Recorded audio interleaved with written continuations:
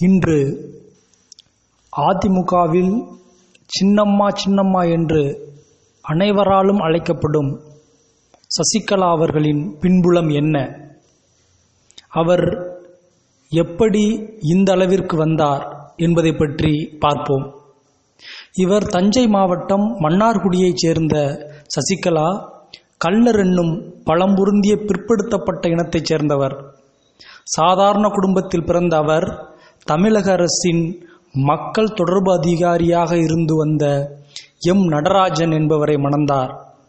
1980களில் சசிகலா ஒரு வீடியோ கடை நடத்தி வந்ததாக கூறப்படுகிறது. ஒருங்கிணைந்த தென்னார்காடு மாவட்டத்தின் மக்கள் தொடர்பு அலுவலராக பணியாற்றி வந்த நடராஜன் அப்போதைய கடலூர் மாவட்ட ஆட்சித்தலைவரான சந்திரலேகாவுடன் கொண்டிருந்த நட்பின் மூலம் அவரிடம் தனது மனைவியை ஜெயலலிதாவிடம் அறிமுகம் செய்து வைக்குமாறு கேட்டார். அதனைத் தொடர்ந்து சந்திரலேகா அப்போதைய அதிமுகவின் கொள்கை பரப்பு செயலாளராக இருந்த அம்மா ஜெயலலிதாவுக்கு சசிகலாவை அறிமுகப்படுத்தியதாக கூறப்படுகிறது.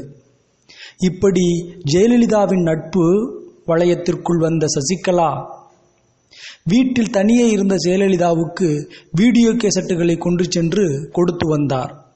பின்னர் ஜெயலலிதா கலந்து கொண்ட அதிமுக பொதுக்கூட்டங்கள் அனைத்திலும் வீடியோ பதிவு செய்யும் வேலையை சசிகலாவை செய்து வந்தார். பின் நாட்களில் இருவரும் பிரிய முடியாத தோழியாயினர். எம்ஜிஆரின் மறைவுக்கு பிறகு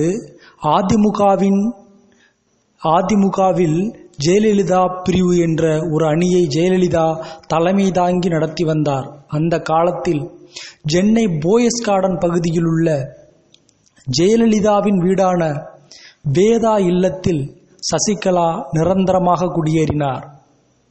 சில காலத்திலேயே ஜெயலலிதாவுக்கும் சசிகலாவின் கணவர் நடராஜனுக்கும் இடையே ஏற்பட்ட மனக்கசப்பால் நடராஜன் போயஸ் கார்டனுக்கு போவதை விட்டுவிட்டார். அப்படி இருந்த காலத்திலும் சசிகலா மட்டும் ஜெயலலிதாவின் தோழியாக ஜெயலலிதாவின் வீட்டிலேயே இருந்து வந்தார். சசிகலா எனது சகோதரி போன்றவர்.